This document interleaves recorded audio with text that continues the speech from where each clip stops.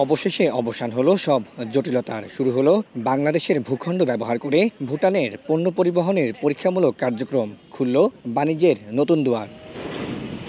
বুধবার চট্টগ্রাম বন্দর থেকে ভুটানের উদ্দেশ্যে যাত্রা করে পণ্যবাহী গাড়ি। সড়কপথে প্রথমে বুড়িমারি স্থলবন্দর, তারপর ভারতের চ্যাংরাবান্ধা হয়ে ভুটানের ফুয়েনসোলিং স্থলবন্দরে পৌঁছাবে গাড়ি। বন্দর কর্তৃপক্ষ বলছে, পরীক্ষামূলক চালান পরিবহনে সফল হলে আর্থিকভাবে লাভবান হবে বাংলাদেশ। পাশাপাশি বাণিজ্যের পরিধির সাথে বাড়বে বন্দর ও সড়ক অবকাঠামোর সক্ষমতা। আমাদের প্রবৃদ্ধি প্লাস আমাদের যে কর্মদক্ষতা তৈরি হয়েছে এখন, সেটা দিয়ে আমরা আমাদের বর্তমান যে ক্যাপাসিটি আছে সেটা ইনশাল্লাহ মাইলফলক গত ক্যালেন্ডার ইয়ারে আমরা স্পর্শ করেছি, গত অর্থ বছরেও করেছি এবং এই ক্যালেন্ডার ইয়ারেও আমরা সেই মাইলফলক আশা করছি ছাড়িয়ে যেতে পারবো।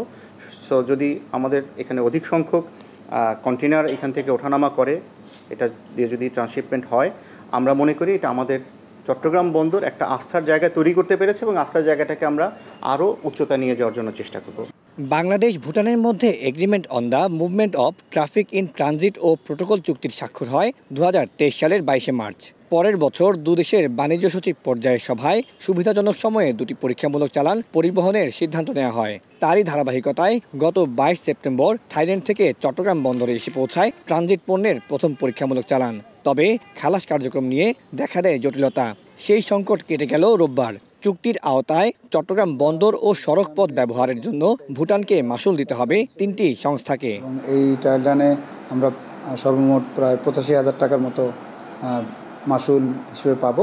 এর মধ্যে উল্লেখযোগ্য মাশুল হচ্ছে সড়কের যে ব্যবহারের মাশুল, টোল এবং ফি, এছাড়াও স্ক্যানিং ফি আছে, এসকর্ট চার্জ আছে, এছাড়াও আমরা ট্রান্সশিপমেন্ট ফি বাবদ একটা অংশ পাবো।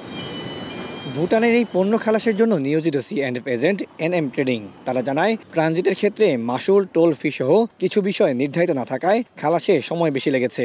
তবে ভবিষ্যতে এমন সমস্যা আর হবে না বলে আশা সংশ্লিষ্টদের। আসছে 2 মাস আগে, আসার পরে ওই প্রথম কনসাইনমেন্ট, তো এই জন্য একটু লেট হওয়ার সম্ভাবনা বেশি। তার কারণ সবাই তো সব কিছু রেডি না। যেমন রোডস অ্যান্ড হাইওয়ে, ব্রিজ আছে, এদের ট্যারিফ নির্ধারণের একটু সময় লেগেছে। ট্যারিফ নির্ধারিত হওয়ার পরেই আমরা কার্যক্রম শুরু করছি। কার্যক্রম শুরু আমাদের একদিনের মধ্যেই কাস্টমস ক্লিয়ারেন্স আমরা পেয়ে গেছি। প্রথম চালানে রয়েছে প্রায় 6,500 কেজি পণ্য, যার মধ্যে বেশিরভাগই শ্যাম্পু, শুকনো পাম ফল, আইস টি, চকলেট ও juice. Syed Tamim Mahmud, Star News, Chittagong.